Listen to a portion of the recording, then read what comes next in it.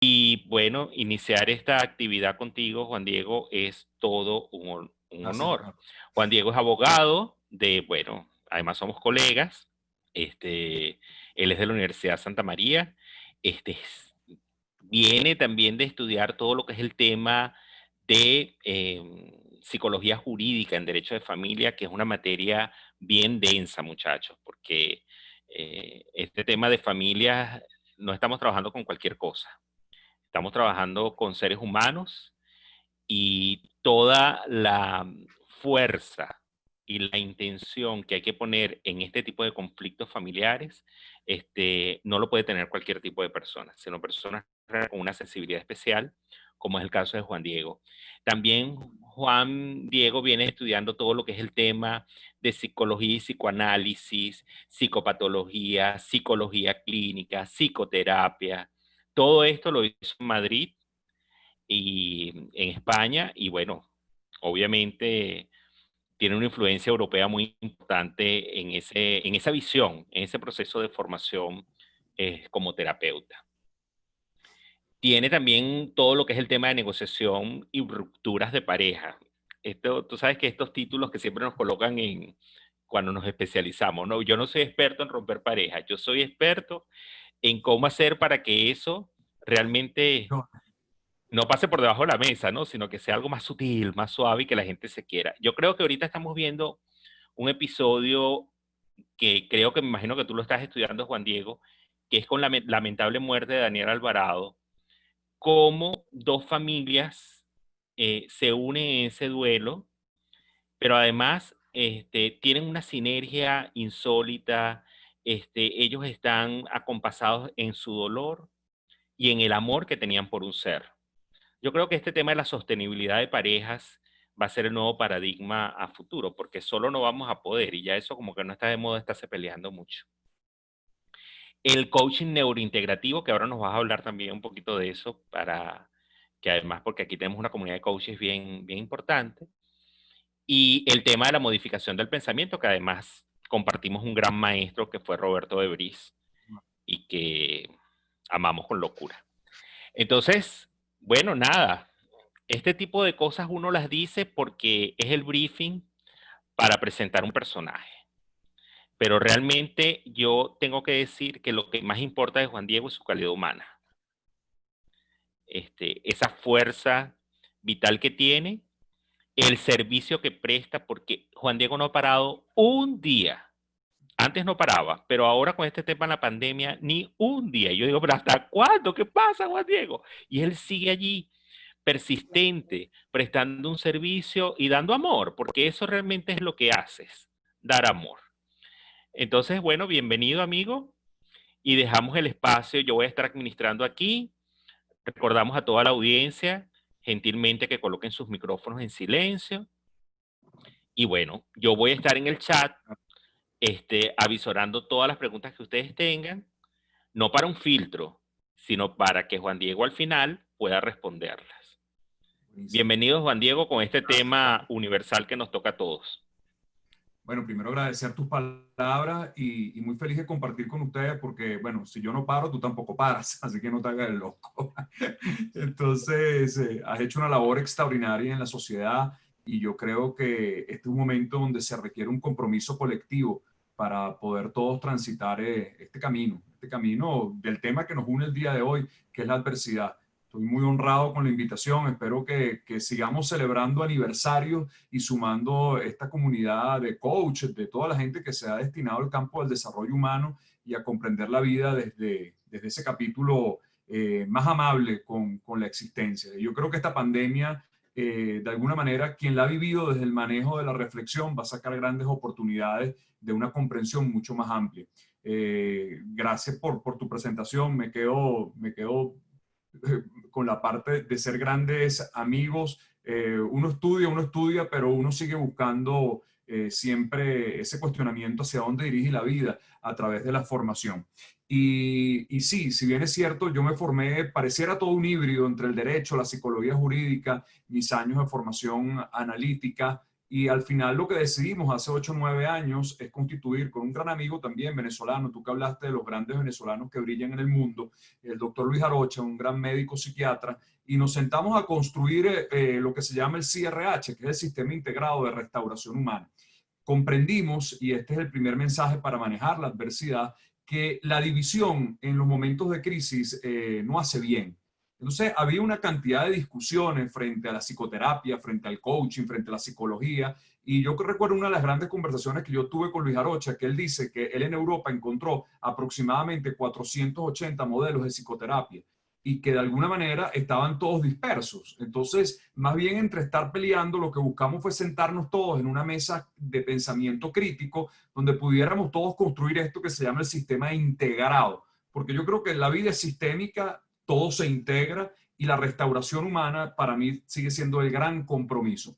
Ahí armamos un diplomado que gracias a Dios lo dictamos en varias universidades en Venezuela, lo tenemos avalado por la Escuela FASE, por la Universidad Central, en Urbe University, en Miami, aquí en Ecuador por el ILADES, y dictamos un programa que se llama Diplomado de Consultoría Analítica, que para mí resume las 5 negociaciones de la vida. Y yo creo que esto es el primer punto para poder abrazar lo que estamos viviendo. En la vida yo creo que nadie sale ileso de pasar por Go, por el monopolio, y todos tarde o temprano pasamos por ese lado. Esas 5 negociaciones, la primera, por supuesto, comprende la negociación con uno mismo. Es la negociación con ese ser importante que te acompaña hasta el día que, por lo menos dentro del ámbito material, eres tú, es el yo. Y después vamos a seguir negociando, pero fíjate, la segunda negociación es parte de lo que estamos viviendo ahorita. Son 3 conceptos que no nos gustan, pero son reales, que es la adversidad, las pérdidas y los cambios. Esa es una negociación que todo ser humano está destinado a transitar. Después vendrá una tercera negociación, como tú bien lo citaste, en el campo de los vínculos, las relaciones y en el amor, porque todos renegociamos las relaciones afectivas en un momento en la vida. La cuarta negociación, que es bellísima, que tiene que ver con nuestro sistema, con nuestros padres, porque todos venimos literalmente con un sistema operativo de nacimiento. Yo no creo que el sistema operativo es el que va a destinar la vida. Sin embargo, cuando yo conozco mi sistema operativo, logro hacer los upgrades de mi vida para reprogramar la vida y poder hacer de ese sistema operativo un buen manejo para la negociación. Y el quinto módulo, que es la negociación para el reencuentro del sentido de la vida, con un personaje que seguro muchos de ustedes conocen, que es Viktor Frankl.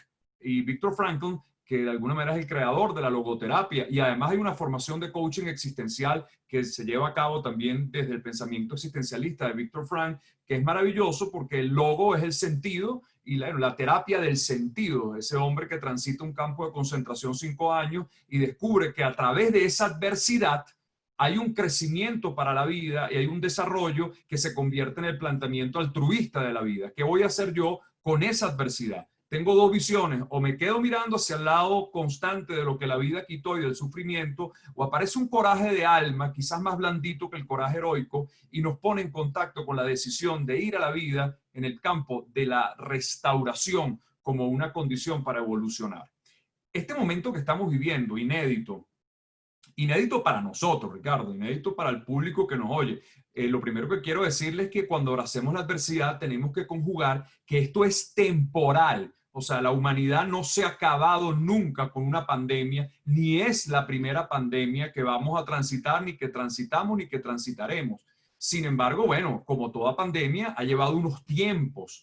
Quizás este tiempo con este COVID sea más breve que las otras pandemias. Sí, hay un mundo científico, tecnológico, que nos va a permitir, por supuesto, Dios mediante, tener una vacuna o un proceso de, no sé, de tratamiento más efectivo, pero no es lo breve que todavía llevamos. Es temporal, pero todavía la película, por eso la gente que habla de post-pandemia, yo digo que se está jugando un poco la posición adelantada, porque no estamos en post-pandemia, estamos en pandemia, con procesos de flexibilización donde la empresa tiene que empezar a danzar con un enemigo que es muy peculiar, y es muy peculiar por varias razones. Primero porque es un enemigo profundamente inteligente. ¿Y por qué digo que es inteligente? Porque es un virus muy fácil de contagiar, es un virus además que tarda 15 días en saber si lo tenemos o no lo tenemos, entonces mientras no lo sabemos, bueno, infectamos a medio mundo, pero sobre todo hay rasgos que hoy en día el componente humano tiene que comprender qué hay detrás de la pandemia.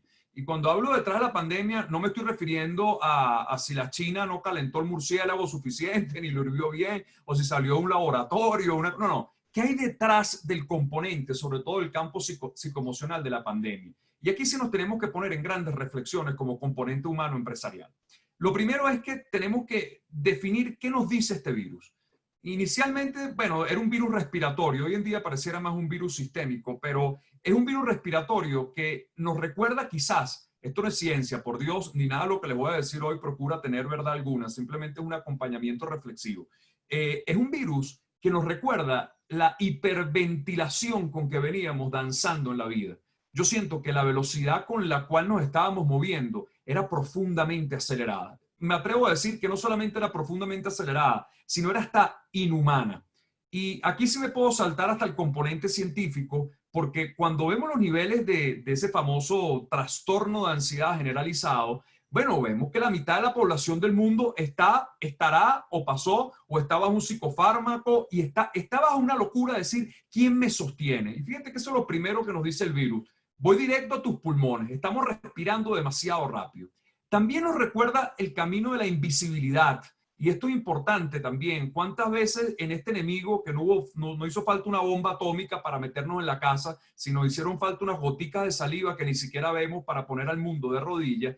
Nos pone también en la reflexión si nosotros dentro del campo empresarial y humano no hemos invisibilizado al prójimo. En un mundo que lleva mucho tiempo solamente mirando acá y solamente en 30 grados, porque cuando entramos quizás a nuestro sitio de trabajo ni siquiera a veces miramos al que está al lado, la pregunta estándar es ¿cómo estás? Pero muy pocas veces nos atrevemos a ir más allá y decir ¿cómo te sientes? ¿Cómo estás a sentir del alma? También este virus nos recuerda la invisibilidad que hemos ejercido. Y curiosamente, ahora que nos ponen todas estas medidas profundamente necesarias, habría que preguntarse con mucho coraje si esto que llaman distanciamiento social, un término que además yo lo he escrito ya en varias ocasiones, que no creo que es la denominación correcta, porque creo que estamos en distanciamiento físico transitorio, pero no creo que hay distanciamiento social, porque hoy tenemos una comunidad aquí, bueno, de 32 personas, y aquí estamos virtualmente, pero conectados de alguna manera sin distanciamiento social. Aquí estamos socialmente vinculados, y eso es una realidad, pero habría que preguntarse con mucha humildad si nosotros no veníamos distanciados socialmente. Cuando tú hablas del tema de la separación de pareja, lo cual comparto, uno tiene que ver qué es lo que pasa en el marco de las relaciones humanas, por qué los vínculos son tan frágiles en nuestro tiempo, por qué hemos caído en una cultura tan desechable, por qué en el procurar siempre del verbo soltar sin integrar pareciera que todo puede ser sustituido de una manera fácil. Y es un concepto que creo que vamos a tener que revisar con mucho más amor. Yo revisaría si ya no estábamos en distanciamiento social y también revisaría si no veníamos con un tapabocas hace mucho tiempo, invisible, que ahora nos lo están decretando, pero ya lo cargábamos con, como decía el Carl Jung, con una gran sociedad que nace original pero muere copia, porque ese tapabocas quizás no nos permitía tener el coraje de ir a lo que hemos sido llamados a hacer en la vida. Y esa es la primera reflexión que hago en este proceso que estamos viviendo en la pandemia. Empezamos algo inédito, algo sorpresivo, un estado de shock, tuvimos esos meses muy complejos de confinamiento y ahora aparece el marco de la flexibilidad. Y las empresas dicen, es hora de iniciar el camino porque tenemos otro gran enemigo que es lo económico y eso no se puede obviar. El bolsillo también muerde, el bolsillo también pellizca y estamos claros porque nos afecta absolutamente a todos. Yo estoy trabajando todo el día, es verdad, pero estoy ganando 60% menos y eso es producto de la realidad como la mayoría de las empresas se están sosteniendo o manteniendo dentro de este momento. Entonces, este concepto de la flexibilidad que nos pone a volver a algo que no sé por qué también le dijeron la nueva normalidad, yo no creo que es una nueva normalidad, yo creo que es una realidad que vamos a tener que afrontar. Nos pone en la disyuntiva de cómo movernos frente a eso. Yo creo que el primer mes de la pandemia, y no sé si todos ustedes comparten eso, entramos como en una luna de miel con la pandemia. Literalmente como cuando conoces a alguien. La ilusión y los pajaritos mágicos tocan tu corazón y como todo lo novedoso genera elevación de dopamina, nos pareció hasta fantástico el primer mes. decíamos que qué lindo, que ahora regresamos al hogar, que bueno, mi mujer ya no es tan brava, mi marido es una maravilla. Ahora me doy cuenta que en Caracas hay delfines y yo nunca había visto los delfines y ahora aparece, y que bueno, la ecología floreció y todos estábamos pero babiados en ese romanticismo. Pero por supuesto, todo evento novedoso deja de ser novedoso en algún momento y ya la luna de miel se nos acabó. Entonces ya empezamos la necesidad de salir.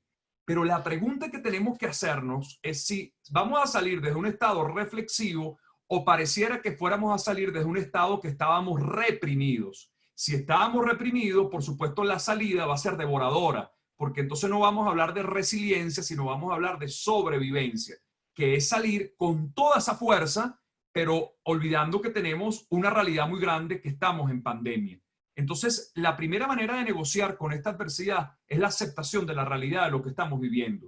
Y la realidad sigue siendo compleja. La realidad sigue siendo, como dicen todos los expertos que entrevisto en mi programa, bueno, en Miami, que lo hacemos en el DirecTV, o lo hacemos por Instagram TV, y todos los expertos de epidemia definen lo mismo. Se sabe muy poco todavía. Entonces, frente a cuando tú sabes muy poco, lo que tenemos que ponernos en contacto es que mi movimiento hacia la vida frente a la adversidad tiene que ser despacio. Tiene que ser muy despacio. Tiene que ser muy cuidadoso. No estoy diciendo detención ni estoy diciendo pánico. Atención con esto, porque el pánico es un colapso absoluto. Yo no quiero entrar en un estado de pánico porque eso va a inmovilizar la posibilidad. Yo lo que estoy diciendo es que permitamos ir con nuestra propia sensibilidad, con lo que nos está diciendo la propia vida, para que esa reincorporación y esa adversidad se vaya comiendo de a poco. Entremos al juego despacio. Esa es la primera recomendación que yo les hago, porque yo puedo avanzar hoy hasta donde la realidad me lo permite. Más allá no puedo llegar. A mi gente que me dice, mira, ya abrieron el aeropuerto de Quito, ¿estás contento? ¿Tú que te la pasas viajando? Bueno, estoy muy contento, pero no tengo a dónde ir porque tengo la mitad de las empresas que me dicen, ¿y para dónde va a venir? Yo trabajo con líneas aéreas como Copa. Copa ni siquiera se atreve a decir. Un día me dice que empiezan a volar, otro día dice no empiezan a volar, que se van a volar con el 10%, que si con el 15%. Bueno, nadie lo sabe. Entonces, frente a una tierra que es absolutamente inestable, yo los invito a que esta adversidad la llevemos más despacio y con más reflexión. Y me dirán, pero ¿cómo llevarla despacio? Esto quizás no suene no sé si llamarlo tan lumínico ni tan optimista, pero sí hay una manera de vivirlo despacio. Se vive a través del dolor. Y esta es una palabra difícil y compleja, pero es que yo creo que este mundo hoy en día está teñido en dolor.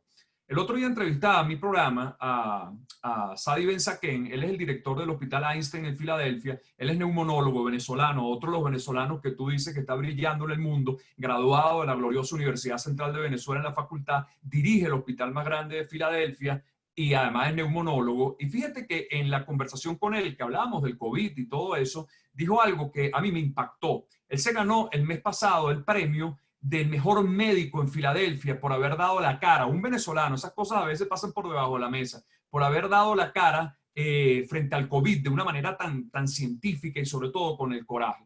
Pero él dice que esa foto que aparece en la portada de la revista no representa a él, sino representa a todo su equipo, sus enfermeras. Y me dio una imagen que a mí me arrugó el corazón, que es que como las familiares no pueden visitar a la gente en los hospitales, entonces no hay manera de que tú los visites en terapia intensiva. Y que estos pacientes que están a punto de fallecer, porque hay que desconectarlos, son las enfermeras las que llaman a los familiares para que hagan el último FaceTime o la última llamada de WhatsApp para que vean cómo esa persona se despide. Cuando uno oye estas imágenes, uno tiene que comprender que lo que está pasando, sin duda, es muy grave en el mundo. Y ahí es donde aparece el gran pensamiento para abrazar la solidaridad como un mecanismo de arropar la adversidad. Acá tiene que haber un solo grito, acá tiene que haber, lamentablemente no hay liderazgo en el mundo que todavía pueda arropar o tenga un discurso firme frente a lo que pasa, pero tendríamos que todos, dentro de esta gran empresa que es la raza humana, comprender un sistema comunitario y global de cómo entender que si a ti, Ricardo, te va bien, a mí me va bien, que si yo tengo que ayudarte o tú me puedes ayudar a mí, los dos vamos a empujar hacia el mismo lado. Lo que sería ahorita un desacierto absoluto o un despropósito es que tú mires para tu lado frente a la adversidad y yo mire para mi lado y podamos establecer un mecanismo de competencia donde únicamente los dos vamos a perder. Y esta es la razón donde yo creo que el mundo tiene que abrazarse en un gran complejo de revisar cuáles son los paradigmas que se están cayendo acá. Y yo creo que uno de los grandes paradigmas, que no creo que lo está tumbando la pandemia, por cierto, creo que esto venía hace tiempo, gracias a Dios, porque cuando uno empieza a trabajar en el ámbito empresarial, yo si hubiera llevado mi programa hace 8 años a las empresas, yo creo que se hubieran reído de mí. ¿Qué me vas a hablar tú de humanismo? ¿Qué me vas a hablar a mí de amor en la empresa? ¿Qué me vas a hablar a mí del alma en la empresa? No, yo necesito que tú me hagas un programa de objetivo y visión y retos empresariales y productividad. Y esa es la otra, y productividad. Hoy en día han comprendido que si el ser humano no se siente bien, no va a ser productivo. Y eso lo dijo antes de la pandemia. Y yo creo que la pandemia nos va a llevar otra vez a sentarnos, ojalá, a que yo no puedo entrar en momentos de adversidad y crisis agarrando a mi personal y dándole un marco de estrés mucho mayor del que puede soportar. ¿Por qué les digo esto? Porque quizás al comienzo eso pueda generar cierta, yo no sé cómo llamarlo, cierta expectativa de que ese personal presionado puede lograr las cosas y quizás los primeros meses los logre. Pero un ser humano bajo la amenaza y bajo la presión, más temprano que tarde petará, más temprano que tarde se va a fundir.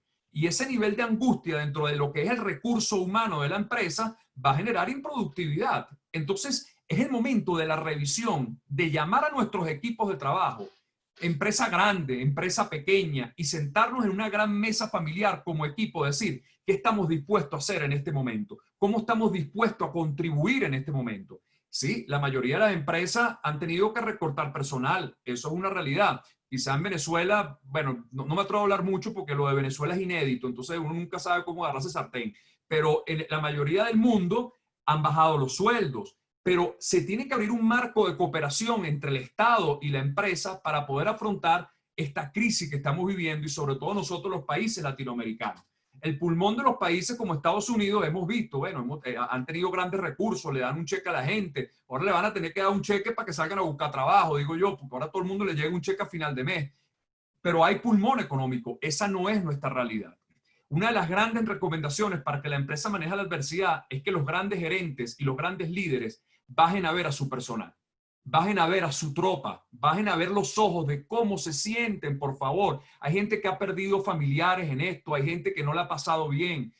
Alguien asomó por ahí de que estábamos todos en el mismo barco.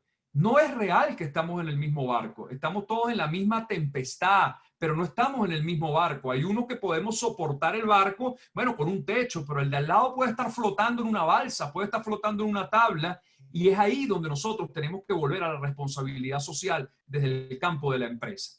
Decía el gran general Colin Powell, que seguro lo recordarán, que además llegó a ser de alguna manera el jefe del Estado Mayor y después jefe del Departamento de Estado en los Estados Unidos, ese moreno, Colin Powell, que tenía también ambiciones presidenciales, que además era un tipo de una jerarquía importante, el general Colin Powell.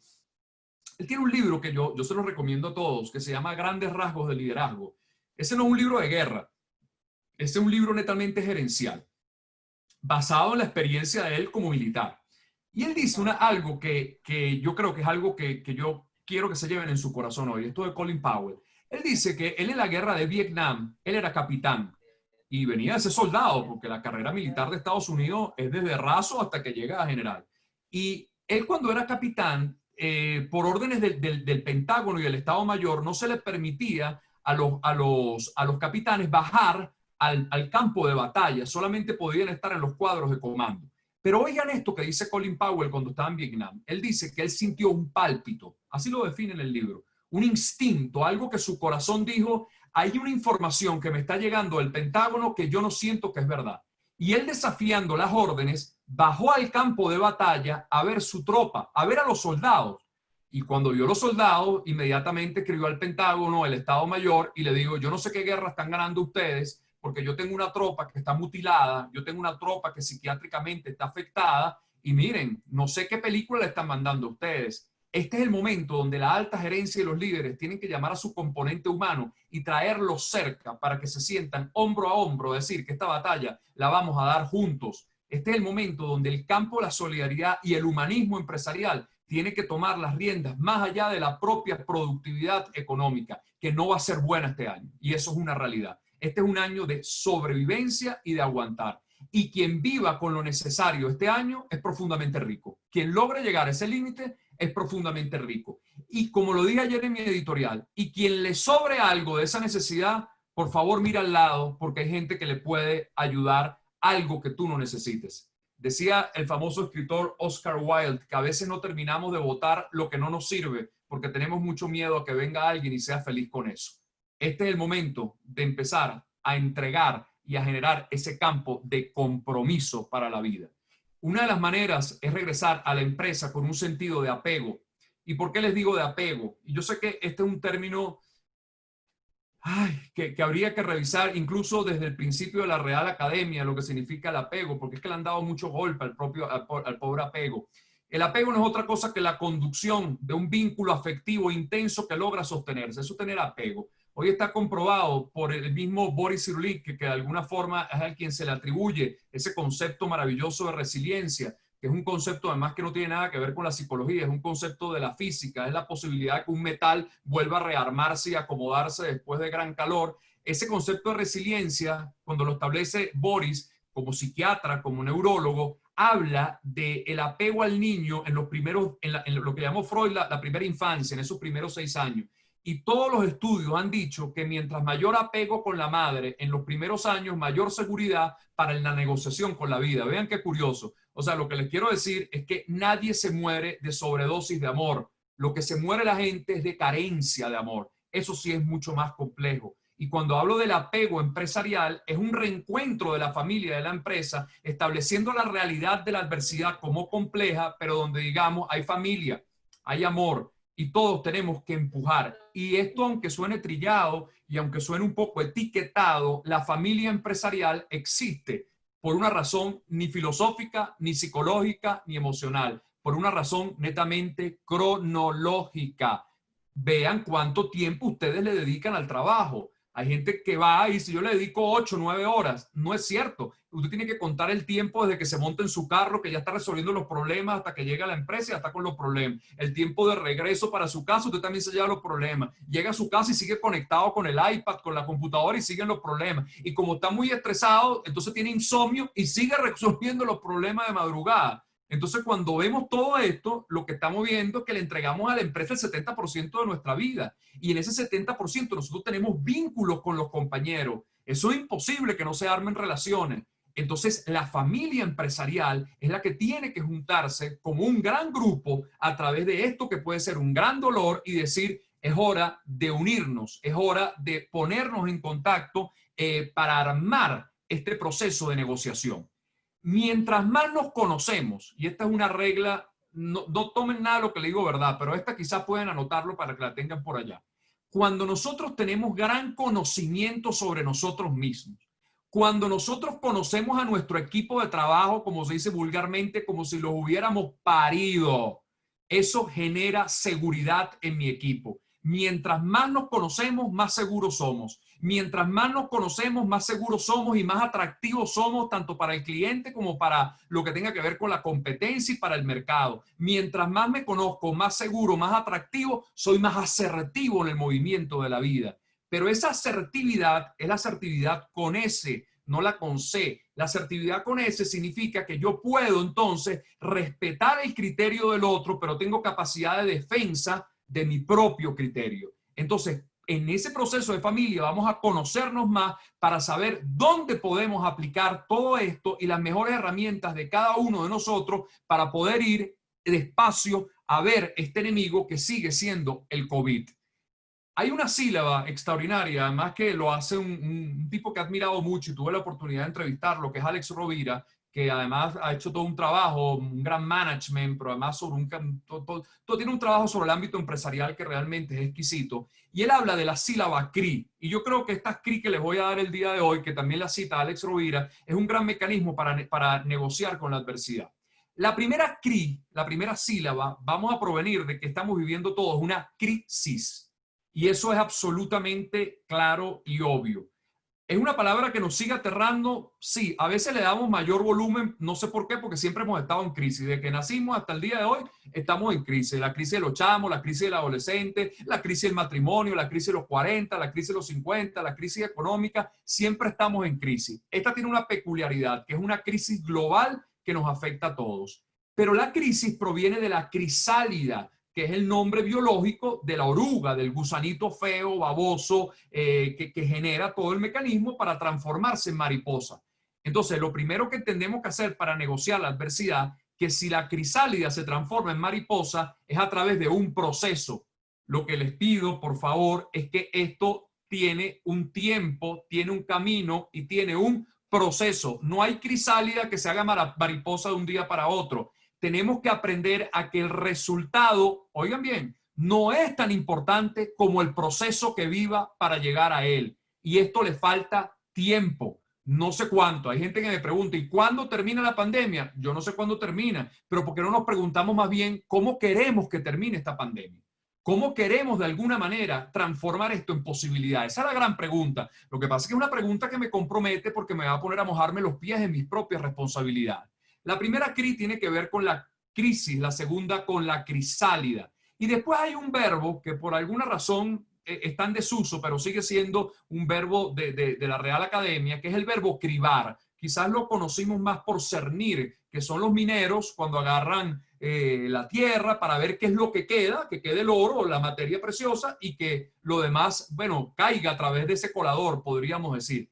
Yo los invito a que este sea un momento de cribar la vida. Y cribar la vida no significa más que seleccionar. ¿Y saben qué es seleccionar? Ver qué es realmente lo que es útil para mi vida en este momento y lo que no es útil para mi vida. Porque en esta adversidad es mejor ir más liviano que más pesado. Y algunas de las cosas que hemos tenido hasta ahora vamos a tener que renunciarlas, nos guste o no nos guste. Y esa es una palabra que la hemos puesto también en un capítulo de los conceptos que no se pueden nombrar porque parecen hasta pecados, que es la renuncia. Y la renuncia es un término tan bonito y tan humano. Si me voy otra vez a la Real Academia, enunciar no es otra cosa que volver a proponer, que volver a enunciar, que volver a redirigir, que hacer un enunciado. O sea que cuando yo renuncio, vuelvo a enunciar la vida. Eso es lo que quiere decir una renuncia. Pero tenemos que cribar la vida para saber esto es útil o esto no es útil para el momento que estoy viviendo. Yo tengo crisis, ¿ok? Tengo la crisálida, tengo el cribar, y acá viene una palabra maravillosa que es la crítica. Y la crítica no es otra cosa que la revisión, pero no hagamos las críticas esas destructivas, esas fatalistas que la gente se mete puñales. No, no, la crítica es un autoanálisis. Como empresa, de reunión de equipo, de hacer una crítica, qué teníamos, qué no teníamos, qué podemos hacer, qué podemos mejorar, porque esa me lleva a otra CRI, y esa CRI se llama criterio. Entonces, si yo paso por la crisis, paso por la crisálida, paso por cribar, paso por la crítica y luego tengo criterio, entonces aparece una CRI que no empieza la palabra con CRI, pero sí está incluida, que es escribir. Es hora de escribir un nuevo libreto empresarial. Y ese libreto empresarial en este año va a tener que ser, por supuesto, frente a lo que estamos viviendo, que es una productividad muy inferior a la que hemos tenido y es una rentabilidad muy inferior a la que hemos tenido. Y aquí hay algo que le escuché también a José Carlos Ruiz, un gran filósofo español, y en la entrevista él me dijo algo que a mí me encantó. Y quizás esto también les pueda hacer ruido, porque estos son conceptos que los utilizamos mucho. Él dice que en estos tiempos es preferible no tanto optimismo, pero sí mucha esperanza. Vean qué curioso. Menos optimismo y más esperanza. Y yo le pregunto, ¿pero por qué?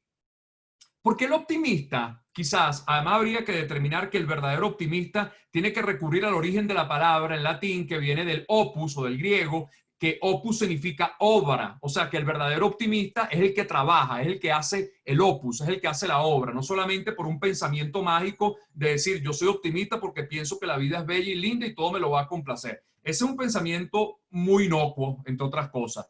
Pero la esperanza y el optimismo se diferencian muchas veces en algo. A veces el optimista va a querer entrar dentro de la adversidad tratando de recuperar todo lo que la pandemia se llevó. O sea, es como que la empresa se activa y vamos a decir, quiero tener exactamente lo mismo que fue cuando esto se inició, que fue en enero. Ah, ese es un gran optimista. Sin embargo, ese es devorador, ese es el que quiere lograrlo como sea. En cambio, el que va con la esperanza es el que sale y ve las ruinas de lo que dejó la vida y producto de comprender que la vida le quitó, Entonces hasta el miedo pierde para ir hacia adelante, porque cuando uno la vida lo pellizca, el miedo va disminuyendo porque uno sabe que tiene que empezar de cero desde esa ruina. Ese pensamiento de la esperanza activa nos pone en un campo mucho más humano, nos pone en el campo de la reconstrucción, nos pone en el campo de la restauración, porque el mundo que nos vamos a encontrar no es el mismo que dejamos antes de la pandemia, no es el mismo, el que dejamos antes, perdón, de la cuarentena. Yo no sé por qué le siguen diciendo cuarentena, porque es aislamiento, ya llevamos aquí más de 40 días. No es el mismo mundo. Un mundo que tiene una distancia, que está enmascarado, que nada más no te acerque. Es un mundo muy extraño, que nos tendremos que adaptar. Por supuesto que nos tendremos que adaptar.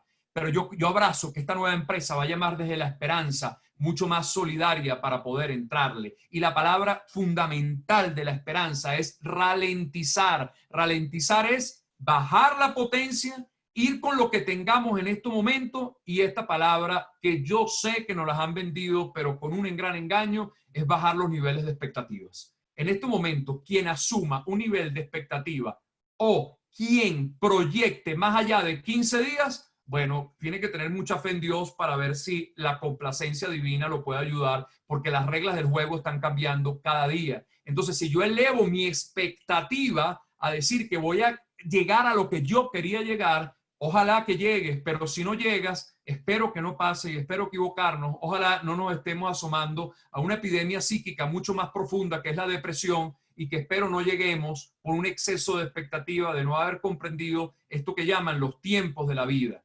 Entonces, abrazar la adversidad significa bajar la velocidad, recortar mis niveles de expectativa, y ahí sí abrazar el gran concepto de resiliencia.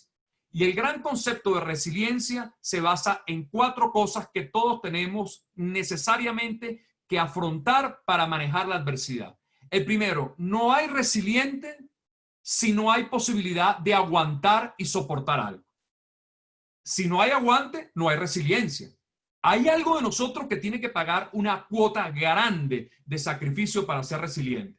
En el caso de Venezuela, creo que se ha pagado en exceso, porque ha sido muy duro. La situación venezolana es crítica, es agónica. La pandemia de Venezuela existe hace mucho tiempo y bueno, un país que tuvo 2 meses sin luz seguido, bueno, aguantaron bastante. A mí a veces me preguntan, ¿el venezolano es resiliente? Digo, algunos son resilientes, otros son sobrevivientes. Y son 2 conceptos diferentes entre ser resiliente y ser sobreviviente.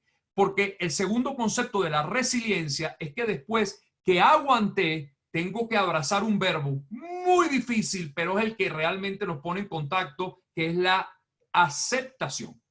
Y bien lo citaba el gran analista Carl Jung, que decía, lo que acepto me transforma, lo que niego me condena. Esa es una de las grandes frases de la psicología analítica. Lo que acepto me transforma, lo que niego me condena. O sea, primero aguanto, después acepto. Aceptar significa no irme por el camino del desvío, del atajo, del camino evasivo de la vida, porque ese camino al final nos pone a trabajar el doble. Entonces, admito cuál es mi realidad en este momento porque la aguanté, y ahí empezamos otra vez con la crisálida, a transformar la vida. Y entonces cuando uno transforma la vida, por lo menos en la formación que dictamos nosotros en el CIRRH, decimos que hay 3 paradigmas. Voy a nombrar el tercero y después me voy a los otros. Es que uno tiene que preguntarse, ¿qué voy a hacer con esto? ¿Qué voy a hacer con esta realidad? ¿Qué voy a hacer con esta adversidad? ¿Qué voy a hacer con lo que la vida me está diciendo en este momento? El hacer nos va a poner el paradigma creativo, que yo creo que es el gran ansiolítico, el gran antidepresivo empresarial en este momento, es ser creativos y poder innovar. Pero esa innovación, oiga la palabra, es innovar. No es para afuera, es innovar. Es un momento de trabajo interno para esperar la salida cuando esto pase, porque va a pasar. El que es algo que creo que perdimos, es bajar a nuestro timo. Yo siempre repito mucho eso. Acá hay una glándula pequeña relacionada con el sistema inmunológico, que en algún tiempo pensaban que cuando uno se hacía adulto, como la glándula se hacía más chiquita, bueno, los médicos decían que ya no funcionaba. Hoy en día se comprueba que el timo sigue siendo parte del recurso de nuestro propio sistema inmunológico. Entonces, cuando yo voy a innovar, cuando yo voy a lo íntimo, íntimo, voy a mi timo, voy a una parte interna que solo me corresponde a mí, el íntimo, entonces empiezo a generar los grandes procesos creativos que ahora necesitamos. Entonces, primero aguanto, después transformo, primero aguanto, perdón, después acepto, luego transformo lo que está pasando. Y si uno quiere ser resiliente, uno tiene que pasar por el cuarto verbo obligatoriamente, evolucionar. Porque lo bonito cuando esto pase es que nosotros podamos mirar el inicio de esta película y podamos ver el final, porque les repito, va a haber final en la película, y podamos decir, ¿cómo salimos de esta película? Salimos más humanos, salimos más conscientes, salimos más sensibles, salimos con una empresa más cooperativa, salimos con una empresa más humana, estamos más aptos para la vida. Ahí hay una evolución del ser humano. Por eso la gente que transita las grandes dificultades de la vida, esta mañana en el programa analizábamos la vida de Mandela, de ese personaje que hay que estudiarlo, un hombre que pasa 27 años en una celda, que podría haber salido con todas las ganas de vengarse, porque además luego llega a ser presidente, tuvo todo el poder para pasarle factura a todo el mundo. Fueron 27 años de evolución psíquica y de conciencia. Fue un hombre que después de 27 años salió a reconciliar su país. Salió a través del perdón y de la evolución a reafirmar los valores de la ética y la democracia sin un rasgo de venganza. Cuando nosotros terminemos esta pandemia, tendremos que entonces decir qué fue lo que este ser humano encontró. Ojalá haya sido un proceso de gran transformación interna que la propia adversidad nos haya enseñado a través de la vulnerabilidad de este momento. Si cumplimos estos cuatro, podemos decir que de alguna manera hay resiliencia. La adversidad, cuando la ejercemos en conciencia, pasa algo a través de nuestro proceso neurológico que es extraordinario. El cerebro no le tiene miedo a la adversidad, el cerebro se pone creativo, los neurotransmisores funcionan, nos ponemos a inventar. Lo que sí se pone gris el cerebro cuando estamos en un estado de pánico y de depresión, donde no avanzamos. Ahí sí la cosa sí se nos pone difícil. Entonces podemos inventar, podemos crear y podemos entonces aceptar lo que estamos viviendo para buscar la resiliencia. Vamos a encontrarnos, la adversidad siempre nos da tres rostros, siempre nos da tres rostros. Ojalá no nos dé el tercer rostro. El primer rostro es que toda adversidad puede generar un trauma. El trauma literalmente, porque hay gente que le tiene miedo a la palabra, no sé por qué, porque todo el mundo tiene un trauma en la vida, todo el mundo ha pasado por un trauma. El trauma es literalmente como si te cae un ladrillo en la cabeza y te sale un chichón. Oye, mira, tienes un chichón, tienes un traumatismo. Ese chichón a las 2 o 3 semanas debería desinflamarse y bajar el trauma. Eso es un trauma, literalmente. Es un río que se desborda, pero tiene la capacidad de volver al cauce natural del río. Esa es una adversidad. Luego viene otra adversidad, que es un acontecimiento. Un acontecimiento es un río que se desborda, pero no logra volver al cauce. Y nos toca a nosotros abrir nuevos cauces. Nos toca a nosotros, manos a la obra con la adversidad y abrir el nuevo camino por donde esa agua va a tener que fluir. Yo creo que estamos todavía en un acontecimiento. Hay veces que la adversidad de un trauma a un acontecimiento se convierte en una tragedia. Eso es diferente, porque la tragedia es el mismo río que se lleva todo por delante, arrasa lo que tenga que arrasar y de alguna forma hay que, bueno, los que somos creyentes, rezar mucho a esperar que las aguas vuelvan a través de un proceso, de un orden natural que pueda, bueno, sincronizar el caos nuevamente. Si nosotros nos vamos a esta adversidad acelerados, sin conciencia, sin cuidado al otro, sin cuidado a mi propia persona, desplazándome, arrollándome, generando un vacío de sobrevivencia, nos podríamos encontrar con una tragedia enfrente que nos podría detener la vida como a muchos se los han detenido. Y por eso yo creo que abrazar la tristeza colectiva y ver esto como un gran duelo global es la salvación en este momento para poder entonces comprender que la reincorporación sí nos puede admitir a todos para sacar de esto una gran luz. Hay que rescatar la confianza como equipos empresariales para manejar la adversidad. Es un mundo que vivía desconfiado de todo. Todo el mundo tiene cara de sospecha. Voy a hacer un negocio contigo, Ricardo, entonces te digo, oye, pero no seamos socios, mi pana. ¿Por qué no hacemos una alianza estratégica? Ahora todo el mundo quiere aliados estratégicos. Ahora todo el mundo quiere una relación en tu casa con la mía, pero coño, casame, no me metas en ese rollo. No me generes mayores compromisos. Esa es la desvinculación, como decía Bauman, de la sociedad líquida, lo que tú decías al comienzo. Las relaciones no duran porque todas son desechables. Entonces somos aliados estratégicos. Entonces, claro, como todo el mundo tiene cara de sospecha, nadie confía en nadie. Ahora imagínate tú el mundo que no viene, si el de al lado te echa un estornudo. Imagínate tú el grado de paranoia que podamos tener. De algún punto, ¿cómo vamos a salir a desconfiar si el tipo tiene el virus, si no tiene el virus? Hay que retomar la confianza. Y yo creo que esa es una de las cosas que nos podremos enseñar. Y ustedes me preguntarán, ok, ¿cómo recuperamos la confianza dentro de los equipos de trabajo? Esta es una fórmula mía. Amén. No estoy diciendo que sea la única. Cuando los equipos de trabajo se admiten vulnerables, hay un elemento que nos permite confiar. Si tú, Ricardo, yo sé que tú eres vulnerable, pero también ves mi vulnerabilidad, tú y yo nos acercamos. Tú y yo nos acercamos desde nuestra propia fragilidad, que no tiene nada que ver con la inseguridad, para nada. La vulnerabilidad no me quita mis esquemas de ser un tipo con autoconocimiento y con seguridad, pero tú y yo somos vulnerables y eso va a permitir una negociación de acercamiento. Lo segundo, el compromiso. Tenemos que volver al compromiso. ¿Y qué es el compromiso? Nuestros acuerdos, ¿vale? La gente no le gusta poner acuerdos porque los acuerdos son antipáticos, porque no le voy a caer bien a Ricardo si le digo, mira, oye, te voy a cobrar esto, tú me dices, mis honorarios son... Eso es antipático. Entonces, como le queremos caer bien a todo el mundo, nadie pone acuerdos. Pero la verdadera confianza se trabaja con vulnerabilidad y con acuerdos claros, que vamos a tener que revisar nuestros acuerdos ahora, porque antes de la pandemia había unos acuerdos y hoy no van a ser los mismos acuerdos. Y eso es una realidad que vamos a tener que poner sobre la mesa. Lo estamos viendo para la gente que vive fuera de Venezuela, quizás.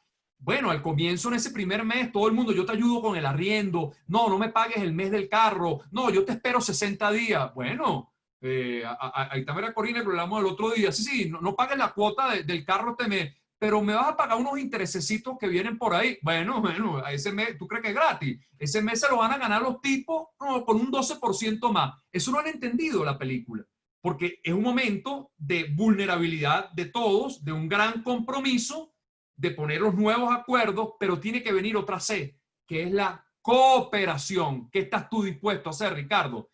Para respetar nuestra vulnerabilidad, para comprometernos, pero para remar todos a la misma dirección. Eso es cooperar. Y ahí es donde la empresa tiene que armarse en eslabones y ese compromiso también te tiene que abrazar otra C, que es algo maravilloso, que es la comprensión.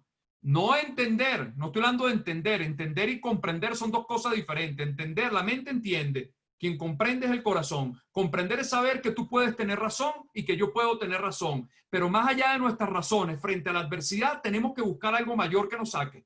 Más allá de tus razones y la mía, hay un compromiso humano que tiene que abrazarnos para hacer piña. Pero hacer piña no para meterte el codo en la postilla, sino para hacer piña para decir cómo remamos juntos.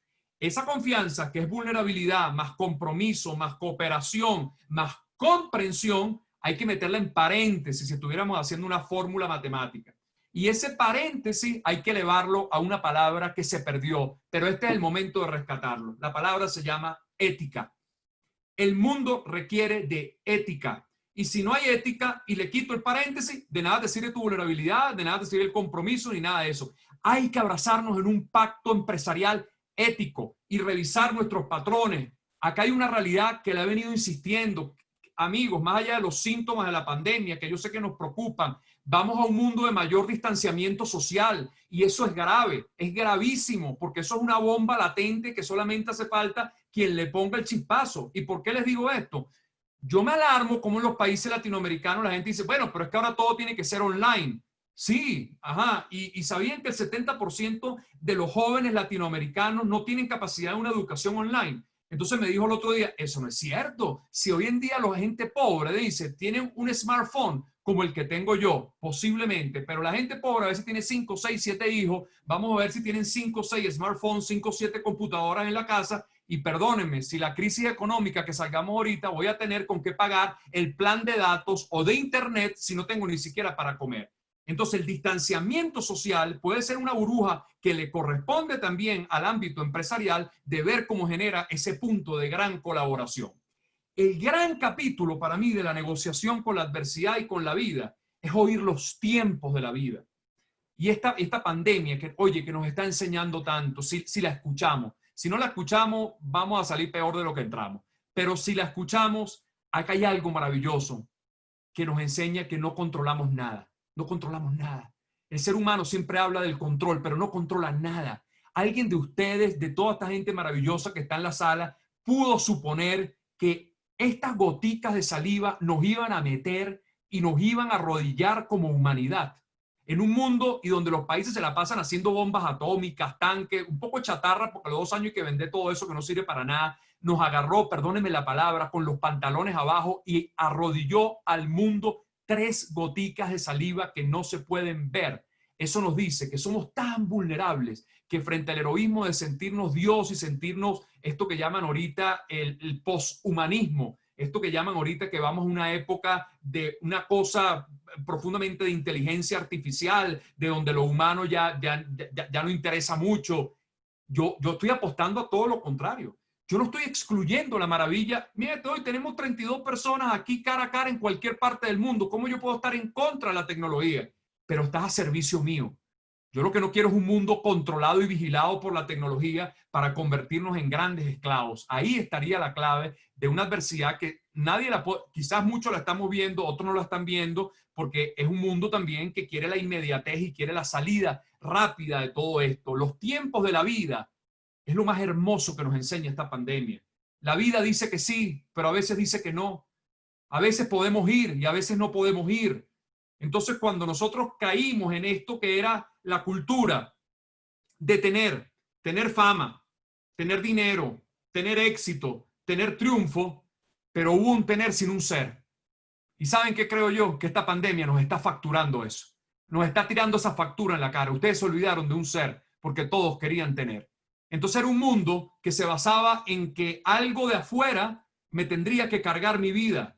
Y acá el otro día entrevistamos a una del Fondo Monetario Internacional. El mundo lo agarró esto sin liquidez porque la mayoría de la gente estaba endeudada. Endeudada porque como había que tener y había que tener en largo plazo además, porque éramos tan soberbios que teníamos un exceso de futuro. Entonces ahora la vida derrumba todo esto, no tenemos nada y ¿qué nos contiene? Lo único que nos podría contener es el ser. Y por eso la empresa tiene que regresar al capital humano como el recurso más valioso y más importante de ese sentir que si tiene ser va a tener una verdadera productividad. De mayor o menor rentabilidad, no lo sé, pero una rentabilidad mucho más humana que contribuye al medio ambiente. Veníamos tragándonos este planeta devorado, comiéndonos la ecología, comiéndonos absolutamente todo, comiéndonos los seres humanos. Bajarle para regresar a comprender la danza de la vida que nos pone en ese contexto de vivirlo. Si salimos desprendidos en este momento, nos va a agarrar una palabra que es la ansiedad. Y déjenme decirles que los que hemos sufrido de ansiedad, no es lo mismo ver la adversidad en reflexión, en tranquilidad, que ver la adversidad ansioso. No es lo mismo, porque la ansiedad genera fantasmas y podemos entonces ver otra adversidad que ni siquiera existe. Les recomiendo a todos que se vayan a Netflix y se busquen es una serie de 5 capítulos que se llama La mente en pocas palabras. Los que tienen Netflix en inglés, creo que se llama The Mind Explained, no sé, por ahí está. Búsquenla y se buscan el capítulo, dura 25 minutos. Yo estoy seguro que lo van a ver como 500 veces, lo he visto yo, porque son 5 capítulos de 25 minutos. Y aquí les voy a dar un ejemplo de cómo no podemos negociar con la ansiedad frente a la adversidad. En esa serie aparece un jabalí en la selva. Y el jabalí de repente sube la mirada y ve que como a 300 metros hay un león. El jabalí en un segundo, oigan esto, en un segundo, solo en un segundo, vean lo que hace el sistema nervioso del jabalí. Y pregúntense los que han sufrido de ansiedad si no les pasó esto alguna vez. Vean lo que hace el jabalí. Lo primero, frecuencia cardíaca acelerado. Hiperventilación. Músculos paralizados. Un shot de adrenalina. Corta el sistema, el sistema circulatorio, no le mandes al sistema digestivo nada, porque el sistema digestivo no necesita nada. Tensa los músculos, porque tienes que correr. Estás preparado para huir. Mira lo que hace el sistema nervioso en un segundo. Los que hemos padecido un ataque de ansiedad, ustedes saben que no les estoy diciendo nada que no le pasó al jabalí. Pero hay una diferencia entre el jabalí y nosotros. Y no nos pongamos románticos, que el ser humano es consciente y no sé qué. No. Nosotros somos mamíferos. Tenemos pelo y glándula mamaria. Somos igual que el jabalí, un poquito más evolucionado en algunos casos. Pero este jabalí y nosotros sí tiene una diferencia. Que el jabalí ve el león y nosotros muchas veces nos pasa lo mismo y no hay león. Eso es un ataque de ansiedad. Esa es la gran diferencia entre el humano y el jabalí. Y si nosotros manejamos la adversidad con la ansiedad, vamos a generar realidades absolutamente distorsionadas que van a aumentar el volumen de la complejidad de la situación que estamos viviendo. Y la única manera y el único ansiolítico que tenemos para nosotros como empresa salir es que tenemos que comprender lo que les dije. Hay que ralentizar, hay que bajar la velocidad y saber que la entrada es muy despacio. La oficina que yo tengo al lado también salieron 15, son 18 empleados. Lo mismo, se metieron los 15 a trabajar el mismo día. Hicieron la prueba, uno salió positivo. Bueno, los 15 para atrás otra vez. Es que así vamos ahí andando, los 15 para atrás. Entonces, salgamos, oye, con el cuidado y con la tranquilidad de la vida. En este momento, creemos, por favor. Creatividad al máximo. Operemos nuestro sistema de invención. Apostemos a la transitoriedad del movimiento de la pandemia que va a terminar. No creo que sea el 2020. No creo. Ojalá me equivoque. Yo creo que este 2020 se llama COVID-19. Yo no parto del optimismo mágico, parto de la realidad. Ojalá me equivoque. Pero mientras tanto, mi realidad del día de hoy me dice, tengo que ir con la potencia muy recortada para crear la obra para cuando esto termine. Yo les invito que como equipos de trabajo, por favor, pasen por estos 4 paradigmas, que es lo que hemos llamado en nuestra formación, los 4 paradigmas necesarios para la negociación frente a la adversidad. Cuando pase algo en la vida, por favor, pregúntese primero y tenga la capacidad, tomando las palabras de nuestro maestro y amigo Roberto de Brie, tenga la capacidad de saber qué concepto claro está pasando, o sea, saber qué pasó. Hay un qué, yo necesito saber un qué. Si nos vamos a la lógica pura, cuando uno estudiaba lógica, hablábamos de la premisa mayor. Esa premisa mayor va a generar, bueno, premisas correctas, pero si la premisa mayor es equivocada, todo lo que derive de la premisa mayor va a ser equivocada. Lo que les quiero decir, hay que saber qué pasó, hay que tener un qué claro. Después de ese qué, nos vamos a pasar al por qué. Nos vamos a las causas de lo que pasó. Hay que hallar el hallazgo de qué fue lo que nos metió en esta película. Hay que hallar un porqué. Pero hay que tener cuidado con el porqué, porque nos podemos enviciar con el porqué. El porqué a veces nos puede quedar como ratón en jaula, y por qué a mí, y por qué pasa esto, y todo lo malo me pasa a mí, y por qué. Sí, yo necesito la causa, pero el paradigma mágico que se los dije anteriormente, o el que tiene la mayor fortaleza, es lo que hemos denominado el paradigma creativo. Si ya tengo un qué, si ya tengo un porqué, la tercera pregunta es, ¿qué voy a hacer con el qué? Y por eso citaba a Jung cuando decía, la vida no es lo que pasa, la vida es lo que haces con lo que pasa. Lo que pasa es una pandemia. Más allá de cualquier cosa, esto es una realidad para todos. Hay una pandemia. Ahora, ¿cómo la vives tú y cómo la vivo yo? Es diferente. ¿Cómo la quieres manejar y recrear y sacar para que esta pandemia termine en un gran proceso evolutivo? Es diferente. Entonces, hay que poner el paradigma creativo. ¿Qué pasó? ¿Por qué pasó? ¿Y qué voy a hacer con lo que pasó? Y el proceso termina en algo maravilloso, que es ¿para qué pasó? Y cuando uno abraza el para qué, aparece la resiliencia. Cuando uno abraza el para qué, aparece la oportunidad de decir, oye, ya comprendo qué fue lo que yo logré a través de todo esto. Pero no es menos del tamaño que tiene que pasar un proceso. Yo no quiero decir que esto es una regla general, porque yo creo que el ser humano y la psique humana nunca se pueden tapizar por una sola fórmula. Yo creo que los grandes procesos de transformación nunca son menos de un año. La gente requiere pasar por un año de trabajo intenso para volver a iniciar otro año y volver a darle la bienvenida, sabiendo que dejé, sabiendo que aprendí, sabiendo el duelo que me tuvo que acompañar, porque de todo duelo bien llevado o de toda pérdida, como decía el famoso, el gran Jorge Bucay, ese gran psiquiatra que decía, somos lo que somos no por lo que hemos ganado en la vida, somos lo que somos por lo que hemos perdido, por lo que la vida ha quitado, se ha generado una conjugación mayor que te ha transformado en la verdadera ganancia. Pongan estos 4 paradigmas en la empresa. ¿Qué pasó? ¿Por qué pasó? ¿Qué vamos a hacer con lo que pasó? Y cuando termine el proceso va a haber un maravilloso para qué.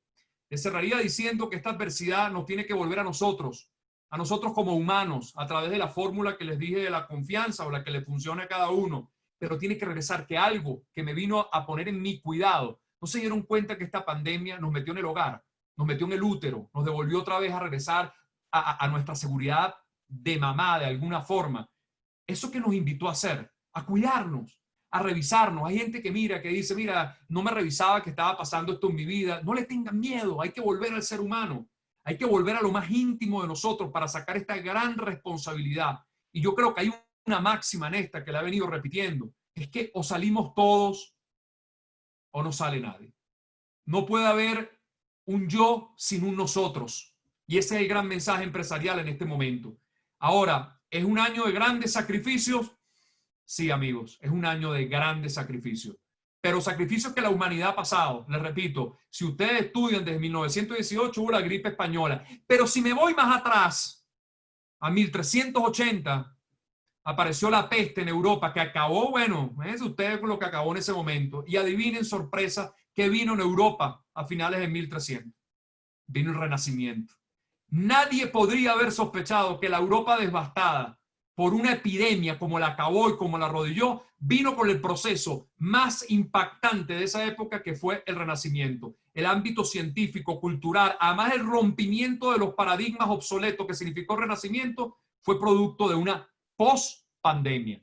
¿Queremos un renacimiento? Esa es la pregunta que tenemos que hacernos. Un renacimiento humano, un renacimiento comprensivo en este mundo maravilloso que nos permite, bueno, tener tecnología, que nos permite tener ciencia, que nos va a permitir tener una vacuna a final de este año. Yo creo, a principios de eso antes era impensable. Una vacuna tardaba 7, 8 años. Yo estoy seguro que no la vamos a tener ahorita, pero la vamos a tener. Entonces, esa es la maravilla que nos está ofreciendo, pero no puede ser menos humano.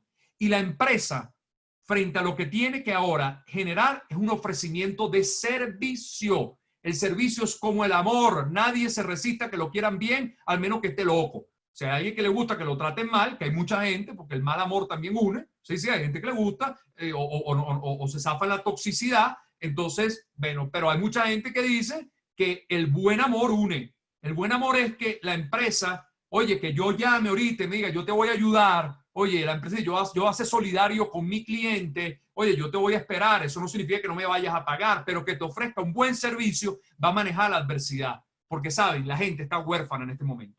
La gente está buscando contención.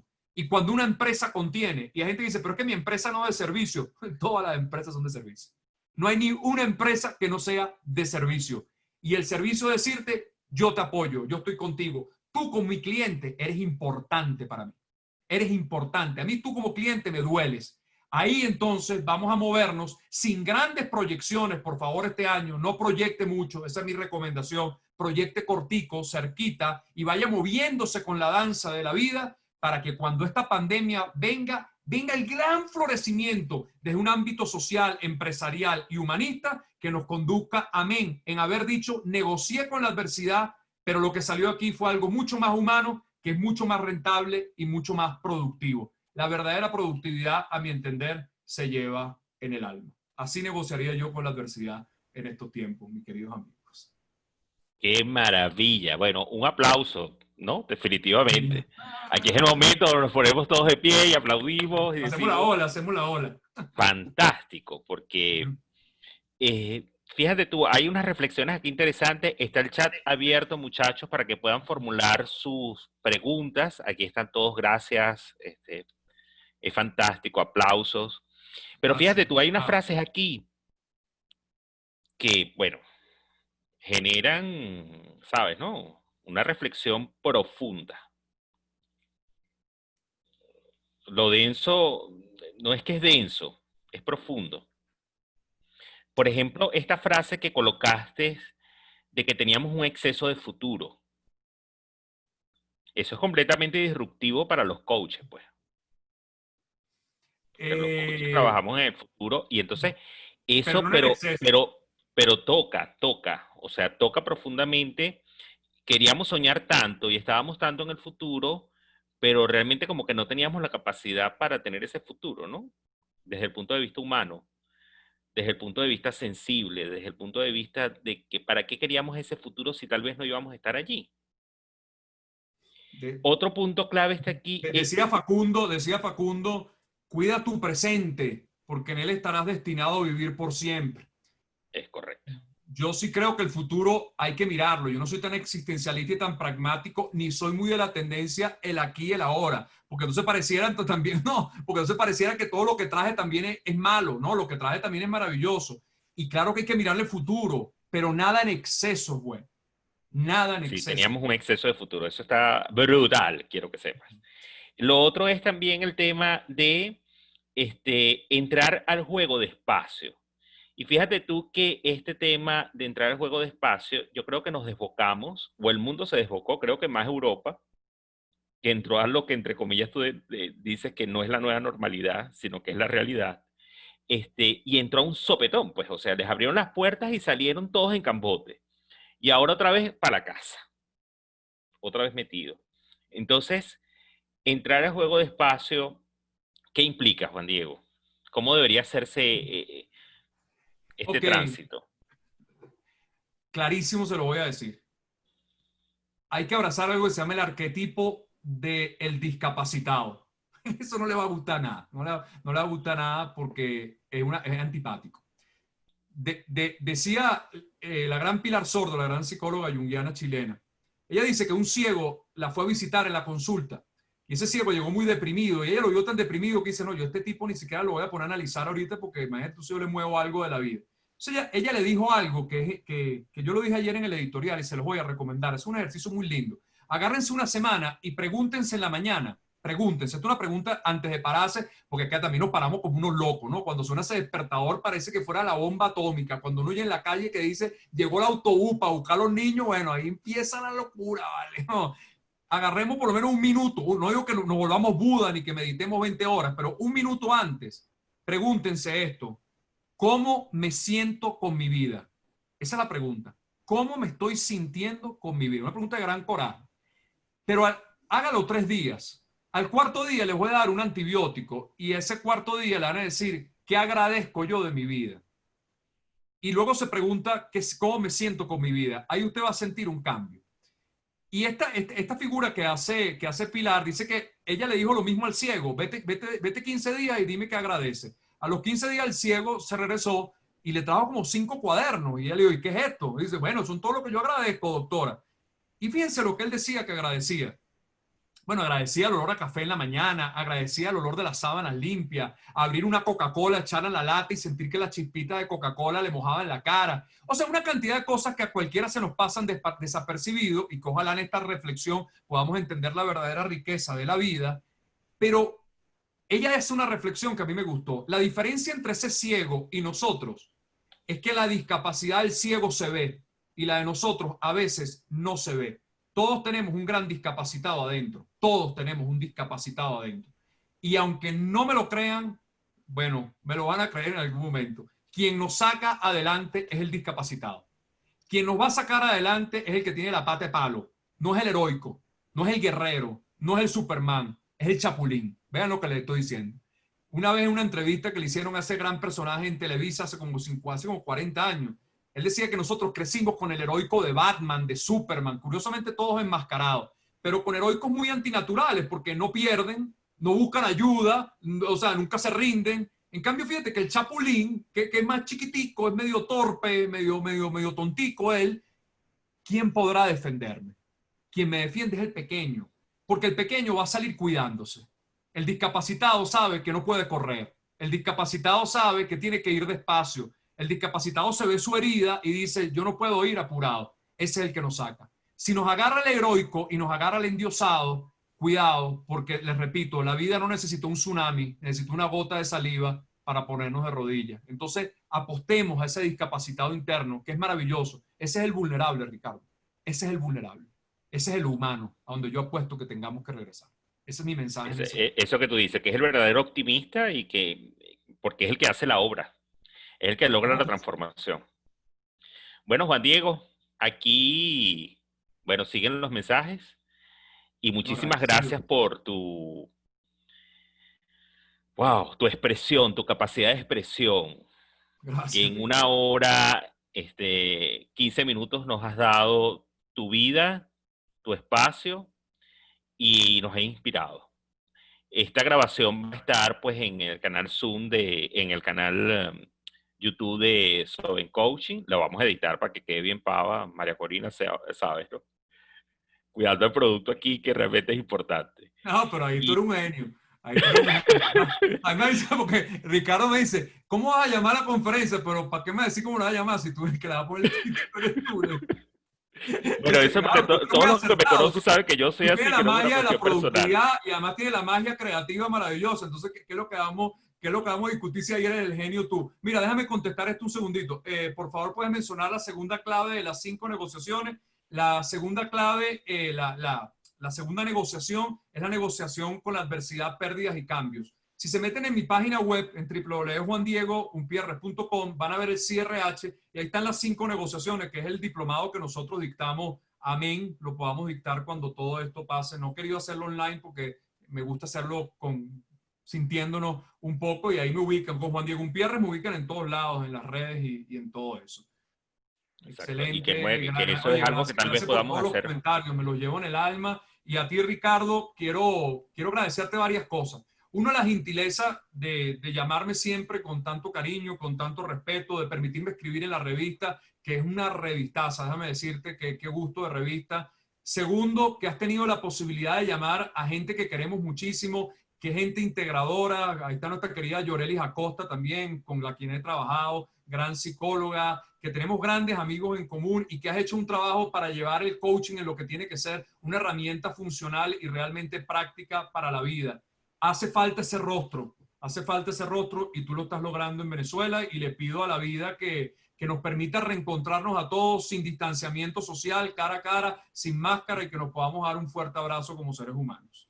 Sí, un equipazo que nos acompaña además, Juan Diego, que son venezolanos que están en toda Venezuela, trabajando, coaches que están en toda Venezuela. Ahí está Georgie, un grupo, Julie, que está ahorita en Madrid también. Y bueno, agradecerles siempre a ustedes, que son los que nos hacen el puente para generar esta realidad. Entonces vamos a editar esta conferencia, la vamos a colocar, la vamos a difundir muchísimo porque vale la pena. Ahí también está Juan Sacur. Juan, bienvenido, que no te di la bienvenida al principio, que es un líder empresarial de Guayana y que está muy conectado con Fede Cámaras también. Así que viste este tremendo mensaje que nos dio Juan Diego y que ojalá Fede Cámaras se lo pueda llevar a una conferencia allí también y podamos en un momento dado, Juan Diego, ver cómo podemos hacer, tal vez no el diplomado, pero algo que sí pueda avalar el SEAC de la Sociedad Venezolana de Coaching. Y bueno, con precios solidarios yo creo que sí vamos a tener una gran audiencia No te porque preocupes, vale. lo vamos a hacer. Lo mío es tuyo, vale. Tú sabes ¿Ok? yo una cosa que digo cuando la gente hace algo, es que eso es mío, dice. Nosotros, Luis Arocha, que es extraordinario, ya Luis tiene 72 años ya, ese gran psiquiatra, y nosotros decimos, el conocimiento es universal, ¿vale? Cuando uno hace algo tiene que ofrecerlo a la humanidad, porque yo también Claro. aprendo, yo todo el día estoy aprendiendo de ustedes y estoy leyendo y todos aprendemos. Entonces, uno cuando hace algo es para el servicio humano, ¿vale? Que uno no tiene por qué monopolizar nada. Eso es para ustedes, así que estaría muy honrado. Bueno, y los tiempos se acortan. Un fuerte abrazo, María Corina. Mira, como que me Gracias. va a hacer por aquí la vida, porque no hemos podido por WhatsApp. ¿Viste? O sea, qué cosa. Zoom, puro Zoom. Puro sub. Y además agradecerle el hecho de que hoy hay tantas cosas que agradecer como el ciego, que definitivamente que hoy sí hubo electricidad, hubo internet, hubo todo. Amén, amén. Súper. Pero ya Amén, sabemos que este es el plan B. Eso es amén. Zoom. correcto, eso es correcto. Ay, gracias a Corina también que con el apoyo, ella lleva toda la parte, ella es el cerebro oculto de todo esto. Yo solamente doy la cara, pero atrás hay una maquinaria hermosa que se mueve para que estas cosas se puedan lograr. Así que gracias, Cori, por estar siempre presente acá. A mi madre que está ahí, a mi querida Ivonne Atas, Sí, la gran Ivonne Atas que está con amiga, nosotros, bienvenida España. y ¿Ves? un abrazote. O sea, qué tremenda producción hizo usted. Aquí está, que nos inspira mucho. Gracias, Ricardo. Se les quiere un Un montón. Dios los abrazo, bendiga. Cuídense mucho, por favor, para que nos veamos todos. Cuídense mucho. seguro. Un ¿Ok? Se abrazote. les quiere. Bendiciones Amén. a todos. Abrazo virtual hasta allá, Juan Diego. Ahí está Gigantesco, Georgette gigantesco. ¿Estás en Madrid? Oye, está No, trasnochada. estoy en Caracas. Ah, estás en de Caracas. Caracas, Ok. Bueno, nuestra gigantesco para secretaria ti. general. Que nos veamos muy pronto. Pero Muchísimas Bueno, gracias por perfecto. tu amorosa entrega, amigo.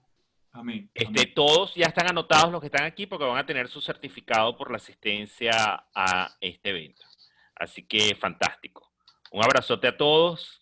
Cuídense. Feliz noche. Y mañana continuamos ahora con una gran chilena que nos va a hablar de enneagrama. Así que eso va a estar súper bien interesante. Claro. Se le Un abrazo. quiere. Soplando la Chao. torta del aniversario mañana. Ok. Amén. Un abrazote. Cuídense. Dios los bendiga.